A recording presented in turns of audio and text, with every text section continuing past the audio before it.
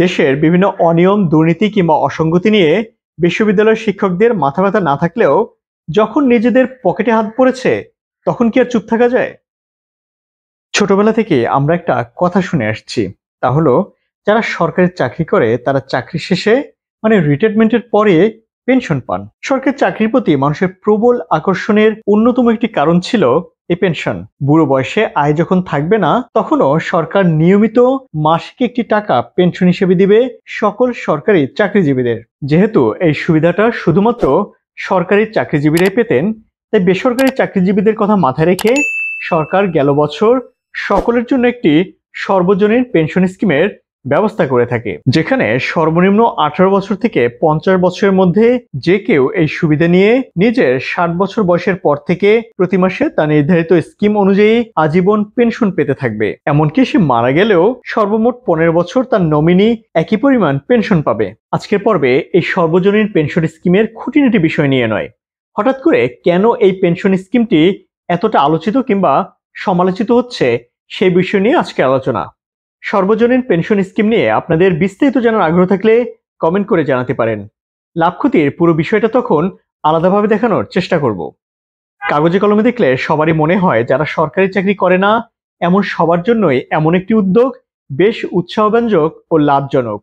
শেষ বয়সে এসে একটি আর্থিক নিরাপত্তাও বটে। 60 বছর বয়সের পরে যখন আপনার কিংবা আমার কাজ করার ক্ষমতা থাকবে না, কোনো আয়ও থাকবে না, সে সময় প্রতি মাসে একটি টাকা পাওয়া যাবে ঠিক বেতনের মতো। বেশ অসাধারণ একটি উদ্যোগ, কিন্তু বাস্তবতা সম্পূর্ণ ভিন্ন। সাধারণ মানুষ এই স্কিমটিতে খুব কমই সাড়া দিয়েছে।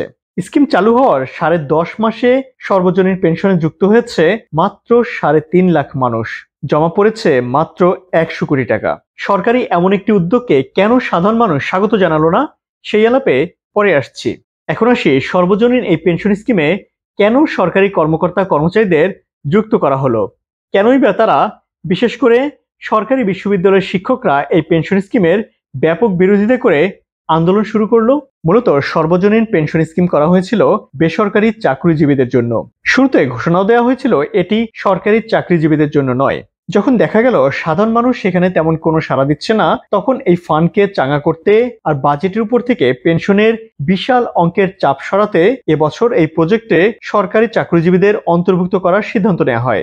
সর্বজনীন পেনশন প্রজেক্টের আওতায় আসলে সরকারি কর্মকর্তা কর্মচারীদের কি অনেক বেশি ক্ষতির মুখে পড়তে হবে? কেনই বা এতটা খেপলেন সরকারি বিশ্ববিদ্যালয়ের শিক্ষকরা? চলুন তাহলে খুঁজে দেখি এর মূল কারণ।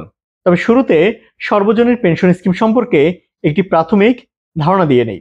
এই মুহূর্তে সর্বজনীন পেনশন প্রজেক্টে যে সকল স্কিম আছে তার মধ্যে প্রথমেই আছে প্রবাস, অর্থাৎ প্রবাসীদের জন্যই এই পেনশন ব্যবস্থা। প্রগতি হলো যারা বেসরকারি প্রতিষ্ঠানে চাকরি করে, সুরক্ষা হলো স্বকর্মী বা অপ্রাতিষ্ঠানিক কর্মীদের জন্য, আর সমতা হলো স্বল্প আয়ের মানুষের জন্য। এই 4টি ধাপেই পেনশন স্কিম চালু হয় গেল বছরে। তখন পর্যন্ত সবকিছু ঠিকঠাকই ছিল। বিপত্তিটা বাধে যখন এবছর এসে সরকারি চাকরিজীবীদের অন্তর্ভুক্ত করে প্রত্যয় নামে নতুন আরেকটি স্কিম চালু করা হয়, যেখানে দেশের স্বশাসিত, স্বায়ত্তশাসিত, রাষ্ট্রায়ত্ত, সংবিধিবদ্ধ বা সমজাতীয় সংস্থা এবং তাদের অধীন অঙ্গ প্রতিষ্ঠানগুলো সব মিলিয়ে মোট 400 এমন প্রতিষ্ঠান, যেখানে চাকরিতে 2024-এর 1 জুলাই থেকে যারা যোগ দেবেন তাদের জন্য প্রযোজ্য হবে। সরকারি প্রতিটি প্রতিষ্ঠানই তাদের নিজস্ব একটি পেনশন ব্যবস্থা চালু রয়েছে। সেখানে কর্মকর্তা কর্মচারীদের প্রতি মাসে কোনো চাঁদা কিংবা টাকাই দিতে হয় না। চাকরি শেষে তারা একটি বড় অঙ্কের নির্দিষ্ট পরিমাণ অর্থ পেয়ে থাকেন। এছাড়া প্রতি মাসে মাসে পেনশন তো রয়েছে। বেশ বড় একটি সুবিধা সরকারি চাকরিজীবীদের জন্য, কিন্তু এটাই এক বিশাল বোঝা হয়ে দাঁড়িয়েছে সরকারের জন্য। শুধুমাত্র পেনশনের জন্যই প্রতি বছর হাজার হাজার কোটি টাকা ব্যয় করতে হচ্ছে সরকারকে।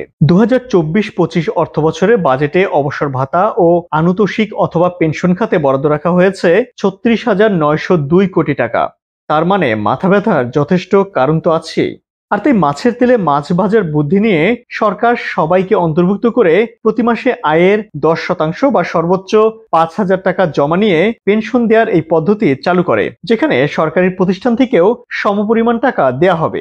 যদিও ভারত সহ বিশ্বের অনেক দেশেই এই পদ্ধতিতে সরকারি বেসরকারি চাকরিজীবীদের পেনশন দেওয়া হয়, কিন্তু কোনোভাবেই এই নতুন পদ্ধতি মেনে নিতে রাজি নয় সরকারি বিশ্ববিদ্যালয়ের শিক্ষকরা। যদিও এই নিয়মটি যারা 2024 সালের 1 জুলাই থেকে চাকরিতে নিয়োগ হবে তাদের জন্যই প্রযোজ্য, পুরনোদের জন্য নয়। সরকারি অন্যান্য প্রতিষ্ঠানের চাকরিজীবীরা এ বিষয়ে চুপ থাকলেও ফুঁসে উঠেছে দেশের সরকারি বিশ্ববিদ্যালয়ের শিক্ষকরা। শিক্ষক কমিটির পর্যালোচনা প্রতিবেদন বলছে, নতুন পেনশন ব্যবস্থায় অবসরের পরে মাসে মাসে এখনকার চেয়ে 2.7 গুণ টাকা বেশি পাওয়া গেলেও এজন্য শিক্ষক কর্মকর্তা ও কর্মচারীদের বেতন থেকে 10% টাকা কাটা হবে। আগে যেখানে তাদের বেতন থেকে কোনো টাকাই কাটা হতো না। এই পদ্ধতিতে অবসরের পর কোনো এককালীন টাকা পাওয়া যাবে না, বছর বছর পেনশন বাড়বে না এবং পেনশনের মনোনীত ব্যক্তি বা নমিনি এখনকার মতো আজীবন পেনশন পাবেন না।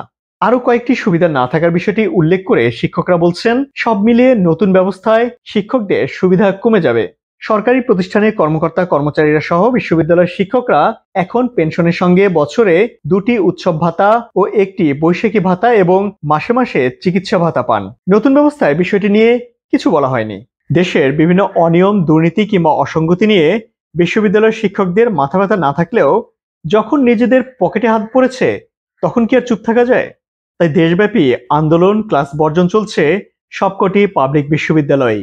কোনোভাবেই ছাড় দেওয়া হবে না 1টি টাকাও।